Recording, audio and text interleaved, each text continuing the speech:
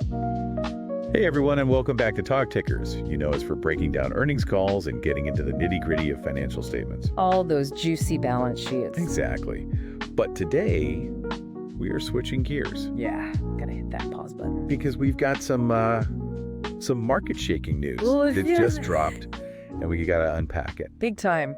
So, Hindenburg Research. Do you know them? The firm that, well, they made a name for themselves by taking on these huge companies, exposing all these alleged frauds, and triggering massive market swings. Oh yeah, they caused some chaos. They're closing up shop. Whoa. This is big. This is huge news. Yeah, and it makes you think, like, what does this even mean for the future of short selling?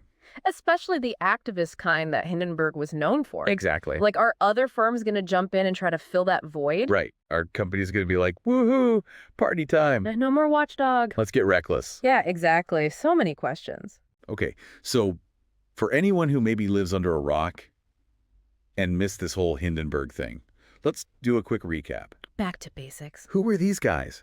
Think of like financial detectives, you know? Yeah, those guys in the trench coats? Yeah, they're poring over these documents and interviewing insiders. Piecing together these crazy narratives. All to expose wrongdoing. The dirt. Yeah, and they weren't afraid to go after the big names. Oh no, they took on everyone. I mean, from those electric vehicle startups to those massive conglomerates. Their reports, they really made waves, you know? Oh yeah, investigations, lawsuits, and stock prices would just plummet. Remember what happened with Nikola? Oh man, don't even get me started. Hindenburg basically said, hey, this company, it's built on smoke and mirrors. And they were right. Oh, yeah. The founder was convicted of fraud. That stock price just tanked. It was a total disaster. It was like a cautionary tale. Straight out of a movie. Don't believe the hype. Yeah, that whole Nikola thing, it really put Hindenburg on the map. It did. It showed how this activist short selling can actually, like, Be a force for good. yeah, exposing these problems that otherwise might have gone unnoticed. Totally. But not everyone loved Hindenburg. Oh no, they had their fair share of haters. People calling them market manipulators, saying they're spreading misinformation just to profit from falling stock prices. Yeah, it was a controversial approach, for sure. No doubt. It makes you think about the ethics of short selling, Like, where's the line? Where's the line between good research and, trying to manipulate the market to make a quick buck? Yeah, that's a debate that's probably going to keep raging on. Especially now that Hindenburg is gone. So now that they're stepping away, What happens now? yeah, so does this mean the short selling game is changing? Are we going to see less of this, aggressive take-no-prisoners approach? Or maybe a new generation of short sellers will emerge? With a different style? Or maybe a different focus? It's going to be really interesting to see how it all shakes out. And what about all those companies that Hindenburg used to target? Oh, yeah. Are they breathing a sigh of relief right now? Dodged a bullet. Or is this just going to create a vacuum for other activist investors to step in? And what about the rest of us? Yeah, like, does this impact how regular investors behave? Will people be less worried about companies that might been on Hindenburg's radar? Okay, before we spiral, let's try to figure out why Hindenburg decided to close up shop. Yeah, what's the deal? I mean, they haven't officially said why, Right, they've been pretty quiet. but we can make some educated guesses. Look at the market, it's been a roller coaster. Up, down, all over the place. And there's been a lot more scrutiny on short selling lately. From regulators and everyone. Maybe Hindenburg just felt like the risks were too high. The juice wasn't worth the squeeze anymore. Maybe. Or maybe they're just ready for something new. They had a good run. They made their mark. Yeah, they definitely shook things up. Don't forget all the legal battles they had to fight. All those lawsuits and accusations can really drain you. Time-consuming, expensive, and just stressful. I bet it took a toll. Yeah, maybe they just reached a point where they were like, you know what? We're done. I wonder what the founder's gonna do next. He could stay in finance or go do something completely different. He's not afraid to make waves, that's for sure. Speaking of shaking things up, Oh, here we go. this whole situation has got me thinking about some market opportunities. Oh, Time for our signature "This is not financial advice" segment. buckle up, everyone. All right, folks, full disclaimer, this is just for fun. Purely hypothetical. Don't blame us if you take this seriously and lose all your money. We're just exploring the possibilities. Have a little thought experiment. Okay, I'm ready. Hit me with your wildest trade idea. Okay, so picture this. I'm listening. It's called the Hindenburg Bounce Portfolio. Okay, I like it already. So we're talking about a basket of companies that were, Targeted by Hindenburg. yeah, they took a hit when those reports came out, but But they're still standing. exactly. They've shown they can be resilient. Like they've got some fight in them. Or even signs of turnaround. Interesting. So you're thinking now that Hindenburg's gone, these companies might actually rally. Yeah, like a we dodged a bullet kind of thing. And Hindenburg bounce. Exactly.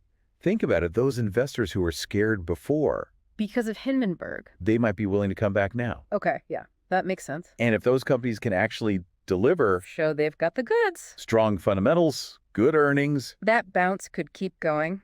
it wouldn't just be a bounce. It'd be like a whole climb. Okay, I see where you're going with this. But it all depends on those companies actually being good investments, right? Oh, yeah, for sure. Hindenburg didn't just go after bad companies sometimes. They just highlighted companies that were, Risky. yeah, or had some issues that needed fixing. Exactly.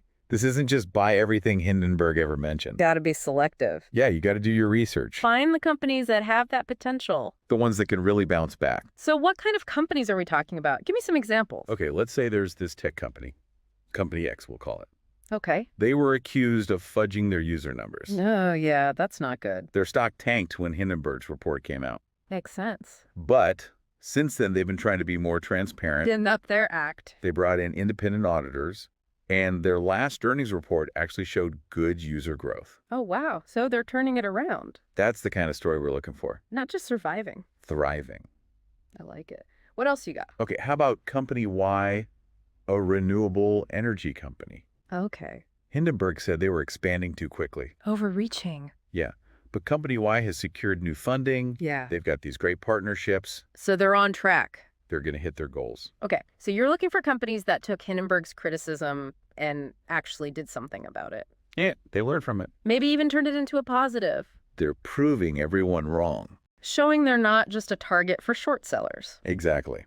All right, I'm getting on board with this. But how would you actually trade this?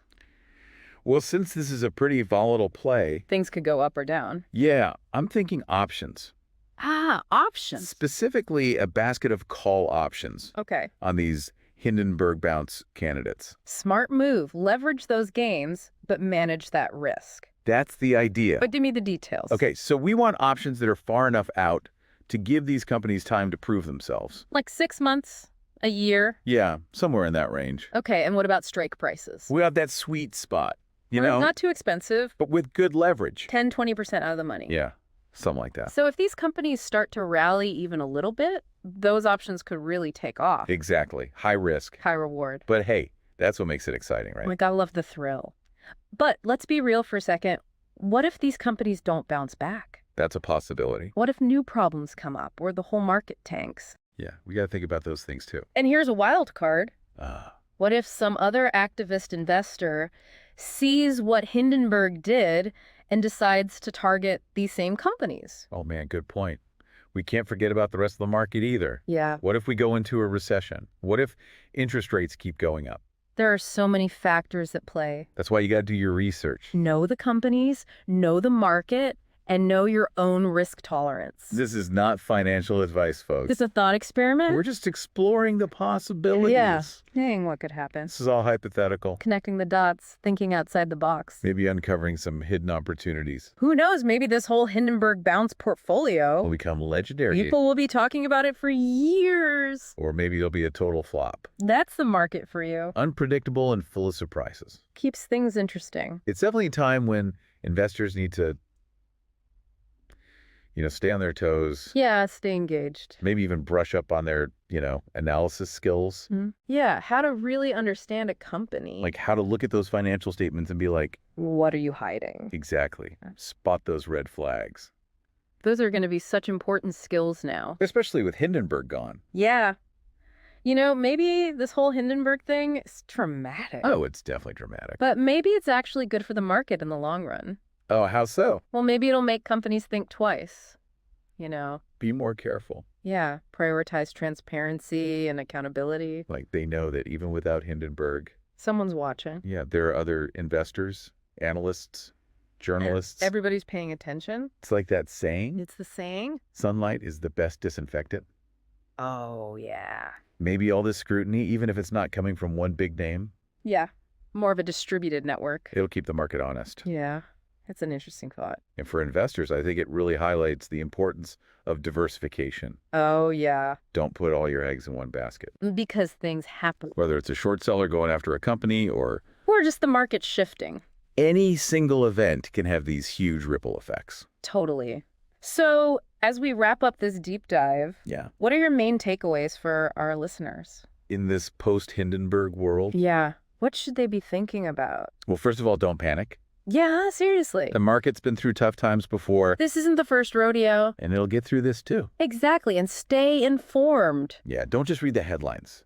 Dig deeper. Understand what's really going on, And remember, there are always opportunities. even in uncertain times. Be adaptable, be open to new information, and, Maybe even be a little bit contrarian. oh, yeah, I like that. Think differently. Couldn't agree more. And hey, maybe Just maybe. this whole Hindenburg shakeup will actually lead to a better market, A healthier market. where fundamentals matter more than hype. And long-term value is more important than just quick profits. Yeah, where everyone's playing by the rules.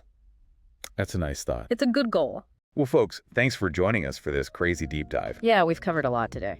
Breaking news, market analysis, and even some... Out there trade ideas. It's been a wild ride. Always a pleasure. And remember, keep those brains engaged. Keep those portfolios diversified. And most importantly, manage that risk. Don't get too crazy out there. We'll be back next week with more market insights, earnings call breakdowns. And who knows, maybe another crazy trade idea. Until then, stay curious, stay informed, and happy investing.